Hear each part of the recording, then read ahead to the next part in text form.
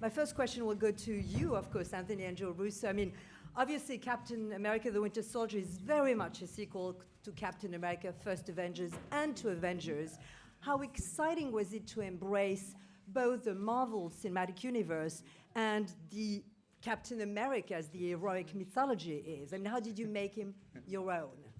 Comment se sont-ils appropriés l'univers Marvel, bien sûr, et aussi la mythologie de Captain America? It's interesting. It's been an interesting journey for us. I mean, I started collecting comic books when I was 10 years old. I have a very large collection still in my closet with thousands of books. So we're fanboys. I loved Captain America as a kid, but there were components of the character that I thought were a little superficial and somewhat jingoistic. Ed Brubaker wrote this great run in 2005 about the Winter Soldier. It was deconstructionist and postmodern and a very interesting take on Captain America. It was thematically, it turned the mythology on its head. So we really embraced that. When I started collecting, Frank Miller was a very important writer, and he was a big influence on us. Do you need to translate? Yeah. Sorry, go ahead and translate. Voilà, et bien pour nous, ça a été évidemment un voyage passionnant parce que depuis l'âge de 10 ans, je collectionne les comics justement et j'ai toujours dans mon placard des milliers de comics. Donc nous sommes vraiment des fans absolus. Et c'est vrai qu'enfant, moi j'adorais par exemple Captain America, mais je lui trouvais des aspects un peu superficiels, un peu égoïstes en quelque sorte. Et lorsque j'ai lu la version, en Ed Brubaker en 2005, évidemment du Soldat de l'hiver, et bien soudain je me suis dit, tiens, c'est une façon de déconstruire le personnage, de faire du postmoderniste en quelque sorte avec Captain America. Donc c'était un angle qui m'intéressait particulièrement puisqu'il renversait finalement le mythe et la mythologie. Et puis bien sûr, Frank Miller a été une grande influence également. What about you, Anthony? Yeah, well, it's the great thing about this movie for us is it combines two great passions for us. One is comic books, but the other one was Marvel told us they wanted to set Captain America in a modern-day political thriller that was inspired by the great political thrillers of the 70s. And we grew up on those movies. We used to watch them on The Late Show with our dad, who's in the back of the room over there. Movies like Marathon Man and 3 Days of the Condor, these great thrillers of the 70s, helped us form our understanding of cinema and the cinematic language. And so the fact that we got to combine both comic book passion and that genre was really special for us. Alors, c'est vrai que il y avait deux choses vraiment qui étaient aussi fascinantes. C'est que nous pouvions, grâce à ce film, finalement, combiner deux passions. Celle que nous avions, évidemment, pour les comics, mais aussi celle que nous avions pour les thrillers politiques des années 70, finalement, qui nous ont fait grandir. Je me souviens de regarder avec notre père, qui est d'ailleurs là-bas au fond de la salle, The Late Show, et on regardait Marathon Man ou bien Les 3 jours du Condor. Et c'est vrai que pour nous, c'était vraiment un modèle, un genre que nous avons pu explorer grâce à Captain America. Donc vraiment, ce mix évidemment, de Marvel, du Captain America, mais aussi des thrillers politiques des années 70 sont deux influences dominantes dans ce film. Well, there's a question really for you three now. I mean, did their vision, in a way, change your take on the characters you know so well? I mean, the script also involved and was more challenging this time around.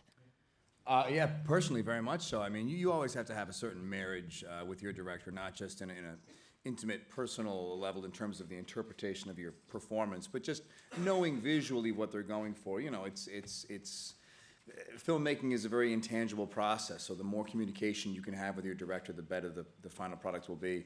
But my first meeting with the Russos was so promising because we really had such similar aspirations as to where we wanted to take the character and how we wanted him to move, especially physically. In the first two Captain Americas, he was just becoming acclimated with his abilities, and we just wanted to try and show why he deserved a spot on the Avengers roster, and just kind of borrow some more dynamic fight styles from some other films that really nailed that kind of action combat genre. Alors, c'est vrai que c'est très important lorsque l'on tourne un film qu'il y ait une relation très personnelle avec le ou les réalisateurs, presque un mariage, parce que visuellement, c'est vrai qu'un film, l'art de faire un film, eh bien, c'est très intangible. Donc, plus il y a de communication, et plus effectivement, c'est important pour des acteurs. Je me souviens, lors de ma première rencontre avec Anthony and Joe, eh bien, nous avions les mêmes aspirations finalement. Nous voulions effectivement pousser le héros plus loin. Je dirais non seulement plus loin géographiquement, mais aussi physiquement. Dans les deux premiers, en quelque sorte, il s'habituait à ses capacités, à ses pouvoirs. Mais là, aujourd'hui, on veut montrer pourquoi il a un rôle aussi essentiel, évidemment, dans la mythologie des Avengers, et pourquoi il a cette position si importante. Et on lui a donc donné, physiquement parlant, eh bien, un style de combat bien plus moderne, bien plus adapté, une technique accrue, ce qui fait que pour moi, c'était très intéressant. What about you, Scarlett, the Black Widow? How much have you changed or not with the vision? Hi. Hi.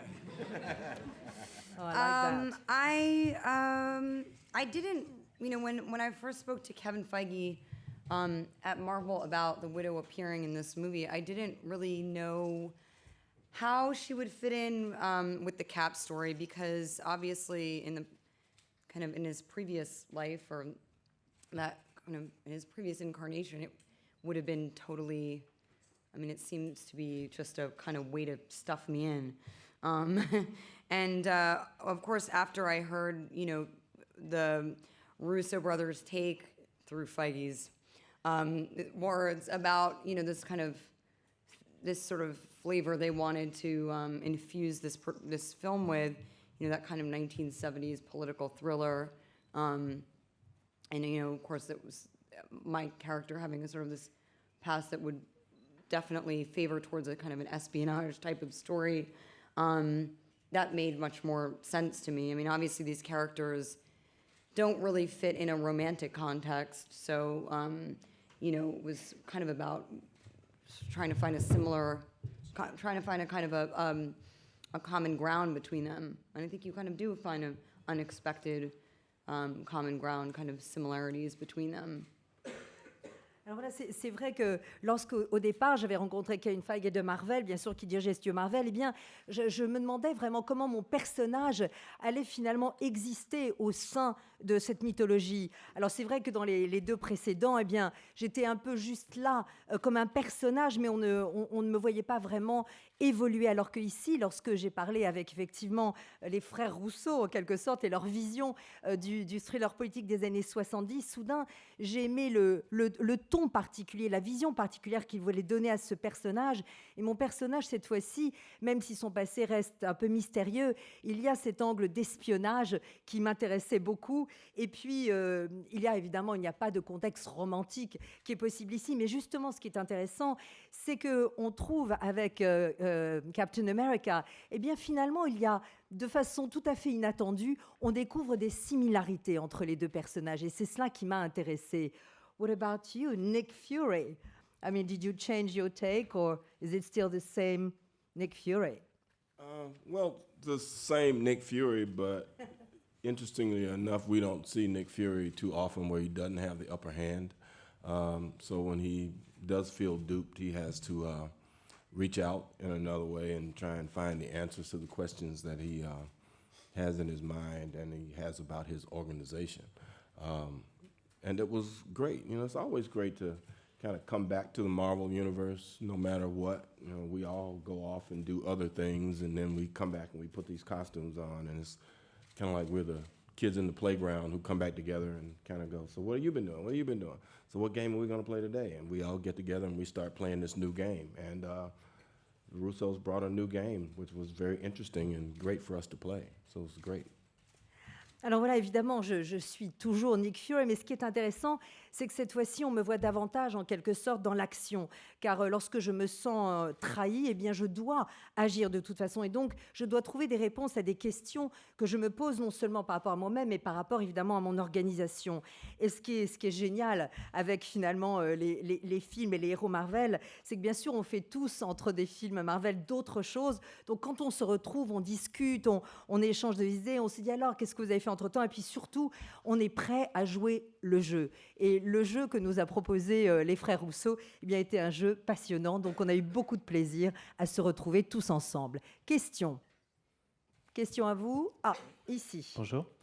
C'est une question qui concerne le personnage de Steve Rogers. Contrairement à Tony Stark ou à Thor, qui, on va dire, se la pète quand même beaucoup, Steve Rogers c'est quelqu'un de très simple, à qui il arrivait tout ça un peu par hasard, qui a du mal à accepter ses pouvoirs dans le premier film, qui cherche encore sa place dans le deuxième. Alors maintenant qu'on sait que vous êtes attaché au troisième film, comment est-ce que vous pensez le faire évoluer? Et puis pour Chris aussi, savoir comment est-ce qu'il aborde ce personnage qui est finalement très simple, enfin trouver sa place entre héroïsme et homme normal. Voilà. Well, this is a question for you as Steve Rogers and, of course, Captain America. Very much unlike Tony Scott or Thor, you don't basically flaunt it. I mean, you are more humble, more simple, more grounded. And now that you've accepted your powers and you're working on them, how did your character evolve? And also, how do you find a balance, in a way, between his heroism and his humanity? Well, he's a selfless man, which always makes it a challenge to find an arc in the character, given the fact that he refuses to bleed on people. And his acclamation is just about trying to understand the way society works today. I think it's very different than the 1940s, and I think that kind of new vision of the way things operate shines a light on what we've all become accustomed to. I don't know if I answered the question. Was that close? Well, it's your answer anyway. There it is. It's part of Say your goodbye. answer. Alors voilà, début de la réponse, c'est vrai que lorsqu'on a un caractère finalement qui est comme ça, sans vanité aucune, c'est très difficile de lui trouver un arc parce que finalement c'est quelqu'un qui ne se plaint jamais. Et donc, en fait, ce qui est intéressant ici, c'est qu'il découvre que la société a extrêmement changé, évidemment, depuis les années 40. Et cette nouvelle vision de la société, eh bien, évidemment, apporte une lumière crue et différente sur ce que finalement nous acceptons tous de plus en plus. That was part of the question. The other part of the question, I believe, was how do you balance heroism and humanity in your character? Well, I think they feel one and the same, and really, I mean, I don't think he considers himself a hero. I think that's the first step. I think there's no ego. There's no this wasn't a choice. You know, this was kind of given to him, and he's made a life of giving himself back to people. So heroism, I don't necessarily think comes into the perception when he wakes up in the morning and chooses to put on the suit and be a hero. I don't think he sees himself that way. So I think that kind of strikes a balance in terms of, you know, humanity and humility, really. Alors, en fait, c'est vrai que Captain America, lui, Steve, ne se considère pas du tout comme un héros. Il n'y a pas de ego ici. Ce n'est pas un choix conscient qu'il a fait, même s'il a décidé finalement de donner sa vie pour ce choix éventuellement. Mais surtout, le terme d'héroïsme lui-même n'est pas un mot qui entre dans son vocabulaire lorsqu'il se lève le matin, qu'il met son costume. Donc je crois que dès le départ, il y a un équilibre très sain entre finalement son humanisme finalement et son humilité profonde. Bonjour. Question. Bonjour. Voilà. C'est une question. Pardon, je suis là. Vous pouvez vous lever, voilà, c'est Une mieux. question pour Chris, Anthony et Joe. En fait, c'est tout bête, mais ça va un petit peu dans la première réponse de Chris par rapport au combat. Est-ce que c'est facile de jouer avec un bouclier toujours accroché au bras? Et pour les réalisateurs, visuellement, est-ce que c'était justement difficile d'utiliser cette arme? Well, of course, I mean, was it difficult, from the acting viewpoint, obviously, but also from the director's viewpoint, to sort of play around with his shield, because you mentioned new combat techniques, and the shield is certainly part of it. You did a good job with the shield this time around. Yeah, I mean, our approach to the character was, in the 40s, he was off the streets, and he was given this superpower and this sort of John Sullivan style to the fighting. Because he wasn't trained at that point. Now that he's been in the modern world for a little while, he has trained and trained significantly. We approached it as if he were the best special operative in the world and knows the most advanced fighting techniques of any soldier in the world. And of course, the shield, is a representative, or it's an extension of his character. So we wanted to find more unique ways to express him as a character through the shield. And we just thought about it from a very practical standpoint. It has two handles. You could hold one handle and use it in a more Eastern style of fighting. It's a defensive weapon. It's defensive. It's also offensive. So it has a lot of versatility to it. Alors c'est vrai que dès le départ, lorsque nous avons abordé ce personnage, eh bien, dans le premier, il combattait en quelque sorte à la Johnny Sullivan, c'est-à-dire vraiment c'était quelqu'un qui n'était pas entraîné, qui ne s'était pas exercé. Aujourd'hui, dans les temps modernes, eh bien, on voit, en tout cas on a voulu montrer qu'il avait énormément pratiqué et exercé ses pouvoirs et que sa technique de combat est extrêmement moderne. Donc le bouclier pour nous est une extension naturelle de son personnage, de sa personnalité. Donc c'était très important de montrer à travers le bouclier les différentes facettes de son personnage. Par exemple, on lui a donné 2 poignets, ce qui lui permet de combattre un peu plus de la façon, vous voyez, asiatique, c'est-à-dire que c'est à la fois une arme de défense et à la fois une arme d'attaque. Donc nous avons voulu que ce bouclier soit finalement aussi versatile et aussi complexe que notre personnage. What about you? Was it like easy, more difficult to handle the shield he was asking? I mean, Well, it certainly became easier given the fact this is the 3rd time back with the shield, so it's only more and more comfortable in terms of, feeling like it's an extension of your arm. But they did a really good job of using it, again, as a weapon, as opposed to just, a defensive tool. In the comic books, you never get to see how it actually moves. I think there's been I don't want to reference a video game, but I'm going to. In the video game, the shield is used so effectively, and I remember the first time I played it after the first film came out, I just thought we need to start using the shield in a more dynamic manner because it really is an interesting weapon, and it doesn't have to be used solely for defensive purposes. And this is what the Russos put into their plan, and I think they really incorporated it beautifully in not just the fight sequences, but in their special effects approach as well. Alors, c'est vrai que pour moi, c'est un peu plus facile parce que c'est la 3e fois, donc je me sens très à l'aise avec ce bouclier qui est comme une extension de mon bras. Et c'est vrai que ce qui est intéressant, c'est qu'ici, il est utilisé vraiment comme une arme et pas simplement comme effectivement quelque chose qui sert à se défendre. Et je dois dire que dans les comics, par exemple, on ne voit jamais vraiment la façon dont il bouge. Mais je dois dire que la première fois que j'ai découvert le jeu vidéo, après avoir tourné d'ailleurs le premier film, je me suis dit, mais c'est génial dans le jeu vidéo parce que le bouclier est utilisé de façon extrêmement dynamique et je me suis dit tiens, c'est comme ça que j'aimerais un jour l'utiliser et c'est là où les frères Russo sont très forts, c'est qu'ils ont exactement fait cela. Donc à la fois dans l'action mais également dans les effets spéciaux, eh bien ça a permis vraiment d'amener une présence plus importante au bouclier. Autre question, le micro ici. Hi. Sylvia for Disney Channel France. My question is to the actor. What would be your secret to be a great superhero? Alors voilà, the 3 of you, what would be the secret to be a superhero? I'll say selflessness. I think there's certainly a wide spectrum of personal drama that each superhero brings to the table. You have characters like Batman that are very dark and brooding, filled with their own angst, and characters like Captain America who refuse to bleed on anybody and are a model of virtue and morality. But I think the thing that kind of is universal in any superhero has to be a certain level of selflessness, putting other people first, and I think that's what keeps them, coming back for more. Alors pour moi, en tout cas, c'est cette sorte de générosité, de ne jamais penser à soi. Bien sûr, chaque super-héros, en quelque sorte, est porteur de drames divers. Par exemple, Batman est très différent. C'est très dur, c'est un monde noir. Alors qu'au contraire, Captain America, eh bien, lui, refuse ce genre d'être du côté de la force obscure. Il est tout dans la vertu, la moralité. Mais je crois que ce qui caractérise le super-héros, en quelque sorte, c'est effectivement eh bien, son altruisme total. What about you, Scarlett? What would it take to be a superhero in your eyes? Just rock hard abs. What? Really, like a 6-pack. Oh, okay. Or maybe an 8-pack. Which All right. I've never seen. Well, maybe you have one. Hemsworth has an 8. I'd say probably Hemsworth's 8-pack. All right. Donc voilà, donc c'est en fait, vous l'avez compris, les muscles. Hein, voilà, il parlait évidemment de Chris Hemsworth également. Donc pour vous, c'est les muscles. What about you? I'm not a superhero. I know you're not, but as the question was addressed to the three actors. Probably tolerance, being able to tolerate the lesser beings on the planet.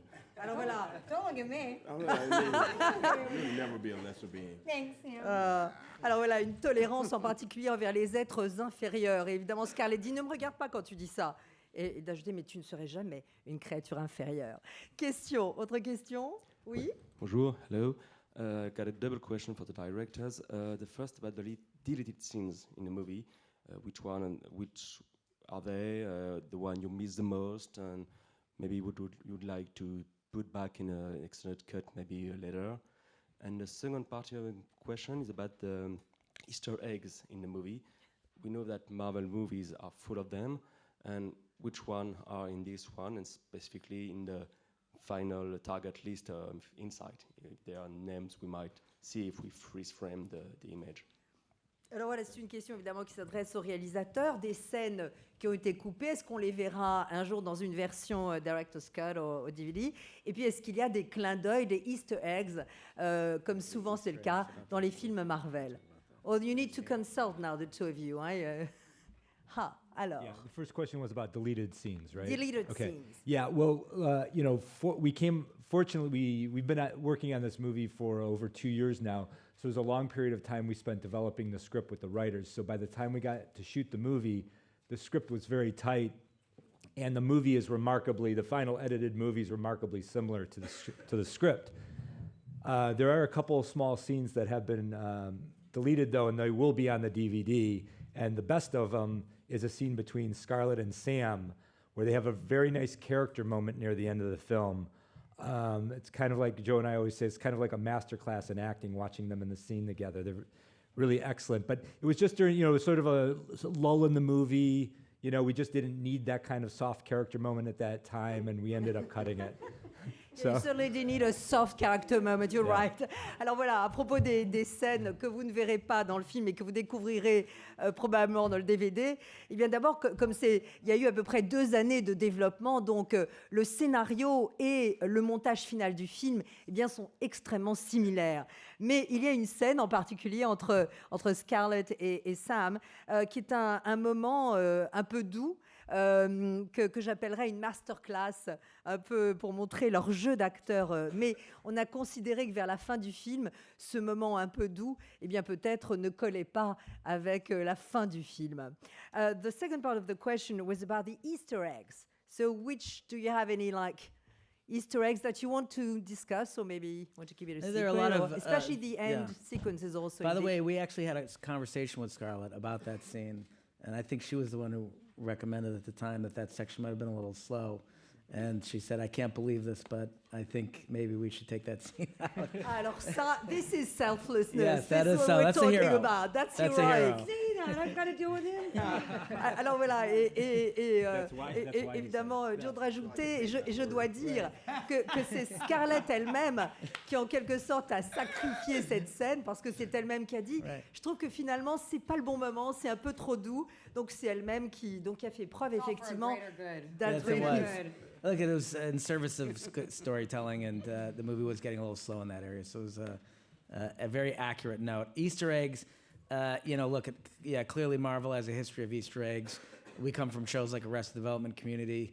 We're pop culture junkies. We love putting Easter eggs in movies or in our shows, and obviously in this film, because it just adds a level of enjoyment for the audience the second, third time through when they view the movie. I think Sam is wearing a Pulp Fiction T-shirt today. There is a Pulp Fiction reference in the film. Bob Redford, when he opens the refrigerator, there's a Newman's Own salad dressing in there. Title of one of the books on, pay close attention to the title of the books on Steve Rogers' bookshelf in his apartment. There's lots of, those are 3. There's 5 or 6 more, but we'll leave that to the audience to find those. Alors voilà, d'abord, tous les deux, nous avons toujours aimé, dans tous nos films ou des séries, eh bien, nous avons toujours aimé évidemment ces clins d'œil. Marvel est connu pour cela, évidemment. Alors, disons que je vais vous en dévoiler, par exemple, 3. Eh bien, Sam, il y a des références à Pulp Fiction. Et d'ailleurs, nous avons le Pulp Fiction T-shirt. Thanks for that. Lorsque Robert Redford ouvre son frigo, eh bien, si vous l'avez remarqué, il y a de la vinaigrette signée Paul Newman. Et puis, si vous faites attention aux livres qui sont chez Steve Rogers, eh bien, je ne dirais pas, mais regardez bien le titre des livres, parce qu'on pense toujours que c'est très intéressant pour le public qui va parfois revoir le film 2 fois ou 3 fois, eh bien, à chaque fois de découvrir des choses et d'être surpris. Autre question.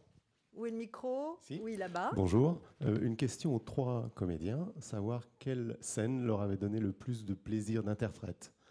Et une question subsidiaire pour Scarlett Johansson. J'ai cru comprendre qu'elle pensait réaliser un film, mais je voulais avoir confirmation ou pas.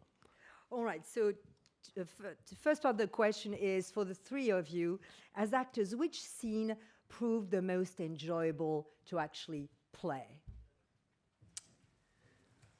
Well, for me, you know, given a movie like this, you're so saturated in action all the time. It's nice when you get to have a still moment. It's nice when you actually get to exchange and emote. And there's a really beautiful scene where I actually had very little to do with it, where Scarlett's character and I have a moment of reflection, and Natasha specifically is kind of learning a bit about herself. And I think in all the Marvel movies I've seen her in so far, it's the one where you see Natasha kind of crack, you know, and expose a bit of herself. It's the most vulnerable I've seen Natasha behave, and she's so phenomenal in the scene. Like I said, I didn't do much. I just got to watch, but it's my favorite without giving too much away.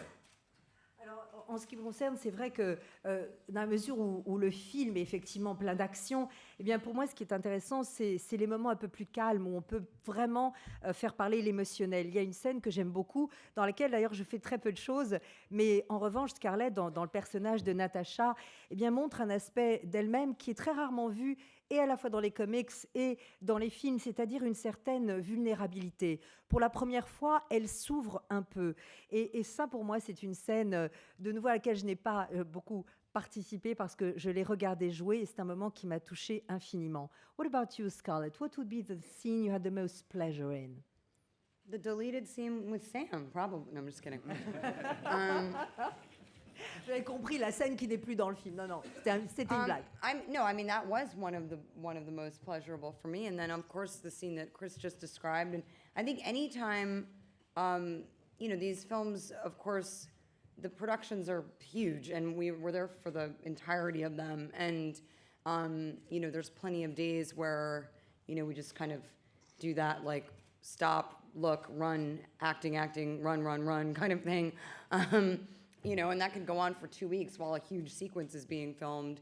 You know, of course, the impact of the sequence in the end is explosive, but, you know, it's not like what you wake up to do every day. You know, it just sort of becomes a kind of a job at that point. And I think all of the scenes where I got to work with Sam, or, you know, where I got to work with Chris or Anthony or Kobe, I mean, scenes that we were actually really enjoying, you know, the written word, and, you know, be able to give a nuanced performance. You know, that's the joy of coming to work every day. You know, is really being able to play with the other actors, and you know, luckily this time around I think we had quite a few good moments like that. Alors pour moi, évidemment, c'est la scène donc, que vous ne verrez pas, mais que vous la verrez en DVD que j'ai eu avec Samuel Jackson. Mais c'est évidemment aussi la scène que vient de recréer Chris, parce que évidemment, il faut comprendre que c'était une production énorme, et parfois, pendant 2 semaines, nous tournions une séquence où il n'y avait qu'à vraiment à courir, s'arrêter, enfin vraiment des scènes d'action pure et dure, même si on sait que une fois le film monté, cette scène sera explosive et formidable. Ce n'est pas ce n'est pas le plus agréable pour un acteur.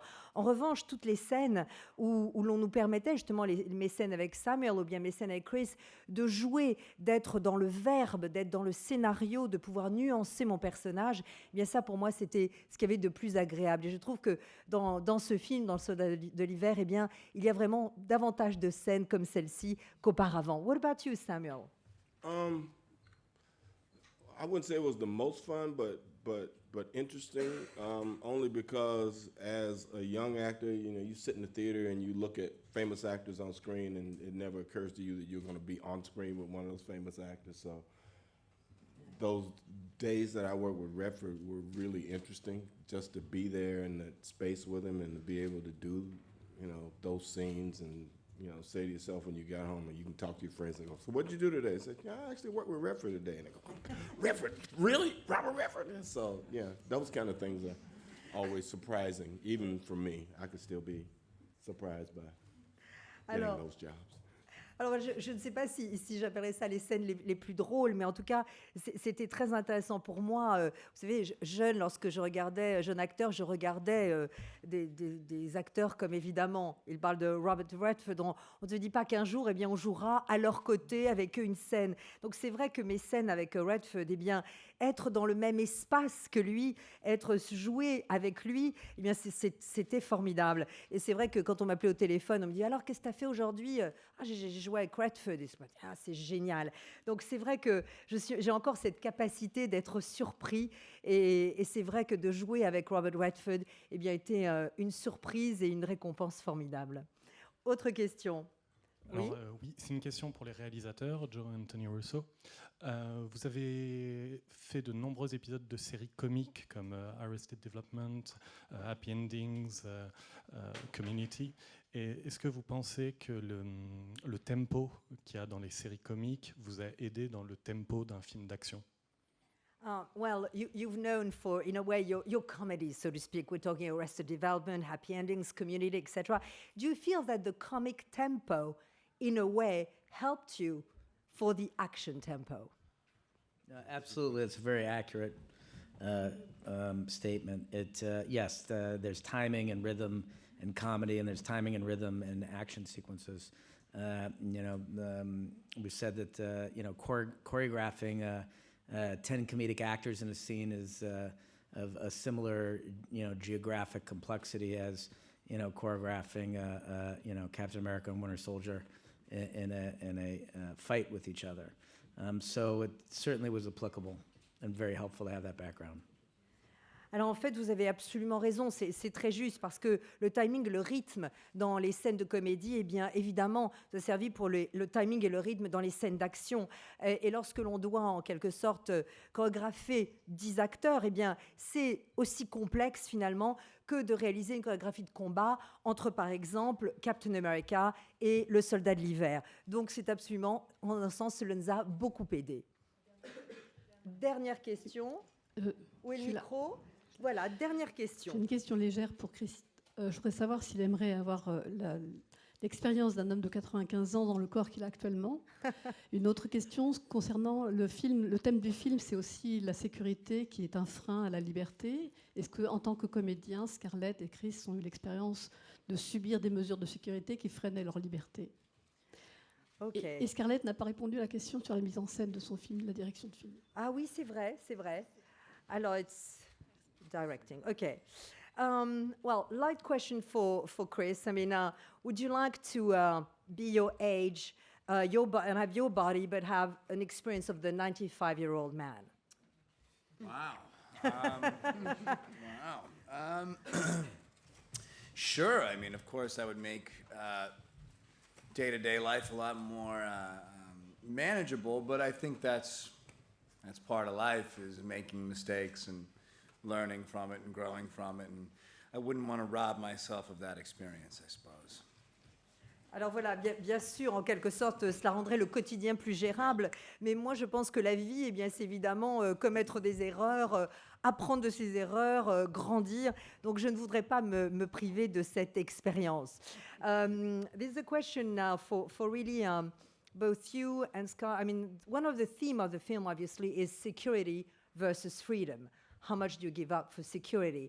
I mean, do you feel as actors that very often you have, problems between security and your own personal freedom? You mean as people in the public eye? That's what you meant, right? Oui. Oh. C'est ce que vous vouliez dire, n'est-ce pas? Tout à fait. I don't know. Well, I mean, just, of course, being someone who's recognizable takes away some of the freedoms of being anonymous. or at least, you know, it's kind of, I guess, in part sort of your state of mind. As I get older, I think I'm more comfortable, you know, in my own skin, and so, you know, things I may have been self-conscious about before, like people staring at me, while that's not always going to be totally comfortable, you sort of accept that that's kind of part of your fate as a recognizable person, and makes it a little bit easier than running around and, you know, like trying to hide yourself all the time. I mean, it's never going to be, it's a strange reality to adjust to. I don't know if you ever totally make that adjustment. Unless you hear somebody say, "We're gonna attack her." Yeah, exactly. That can be scary too. I mean, you know, sometimes, like for instance, Sam just reminded me the other day, we had a kind of crazy reception at the airport in Los Angeles, and some guy said, you know, something like, well, you know, I don't know why said to somebody that was with me, I don't know what you're planning on doing, like as soon as she gets out of the car, we're gonna attack her anyway. And, you know, that to me is sort of a hard reality to wrap my head around. So there's times when I think when you feel more unsafe than others, but I think mostly I feel as, you know, I'm as content in my mind as can be expected, I suppose. Alors voilà, évidemment que lorsque l'on est évidemment quelqu'un de connu, une part de votre liberté s'en va, mais je crois que, vous savez, quand on grandit aussi, mon état d'esprit a changé, je suis bien plus confortable, je suis bien mieux dans ma peau qu'auparavant, donc maintenant les gens qui me fixent du regard, etc., bien, j'accepte tout ça comme faisant partie intégrante de cette étrange réalité qui est la nôtre lorsque nous sommes acteurs, et ça me rappelait effectivement, parfois on a des moments un peu de panique ou de peur, parce que ça me rappelait que l'autre jour à l'aéroport, nous sommes arrivés à l'aéroport de Los Angeles, et aussitôt des gens autour de nous ont dit, là, dès qu'elle sort de la voiture, on l'attaque. Donc c'est quand même un terme qui peut faire peur, mais je crois qu'aujourd'hui, eh bien, je suis bien dans ma peau et j'accepte cette situation comme elle l'est. And probably it's the same for you, Chris, or you accepting your...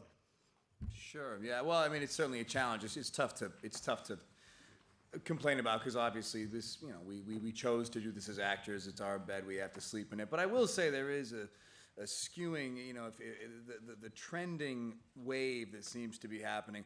I've actually spoken about this with Sam. I can only imagine what it would be like to be in our position 20, 30 years ago, prior to the internet.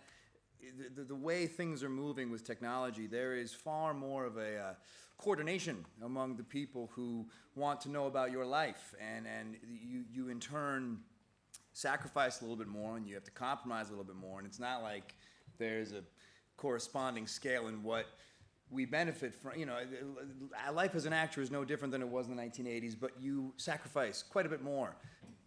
I wonder at a certain point, you know, how far that's going to go. Even press, there's just so many outlets in there. It really is a sliding give and take. I'll leave it at that. Alors voilà, bien sûr que, comme Scarlett le disait, bien sûr que c'est un défi, mais on ne va pas non plus se plaindre de réussir en quelque sorte. Et c'est vrai que j'ai du mal à... Je me dis toujours qu'avec l'arrivée, par exemple, d'Internet, de la technologie, ce qui se passe aujourd'hui, c'est que nos vies ne sont peut-être pas très différentes de la vie des acteurs des années 80, par exemple. Mais avec toute la toile, avec toute cette technologie, eh bien, tout le monde, finalement, veut savoir ce qui se passe dans nos vies à chaque instant. Donc, parfois, je me demande d'ailleurs jusqu'où ça ira. Il y a tellement de médias qui se développent, c'est assez incroyable. And there was part of the question that we didn't say about you directing. Is that true? The lady was wondering, will you direct? Have you directed already? Me? No, that was for Scarlett. I know you did. I know Train 130, you did. Oui, parce que effectivement, Chris... I'll take this one. All right. Oui, parce que Chris vient de réaliser effectivement Train 130, donc il pensait que c'était peut-être une question pour lui. Well, no, it's a question for Scarlett. I'm directing a film next spring that is an adaptation of a Truman Capote novella called Summer Crossing, and that's what I will be doing. Alors voilà, donc voilà, effectivement, Scarlett va tourner son premier film en tant que réalisatrice le printemps prochain. C'est une adaptation de Summer Crossing de Truman Capote. Well, all right. Well, I have a last question. Really, this is for you two. I mean, Anthony and Joe, I understand that you discovered yesterday the first ever exhibit of Marvel superheroes in a museum, which, by the way, was Stanley's wish. I mean, at the Art Ludique, le musée, it starts on the 22nd of March, but you were the first to see it yesterday. Don't you think it's high time that all the comics artists, the designers, all the creators are finally recognized as true artists on their own? Parce que voilà, il y a une exposition, j'espère que vous allez y courir parce qu'elle est formidable. C'est la première exposition au monde sur les héros de l'univers Marvel. D'ailleurs, Stan Lee avait dit qu'il espérait qu'un jour ces super-héros entreraient au musée. Eh bien, c'est chose faite grâce à Art Ludique, le musée. À partir du 22 mars, vous avez tout l'univers des super-héros Marvel. Et eux ont été les premiers, en avant-première, à découvrir cette exposition. So what's your take on that? Shouldn't they run for Oscars as well, in a way? I mean, as a lifelong comic book collector, this is probably the greatest art installation I've ever been to. I loved it. It was put together with incredible passion.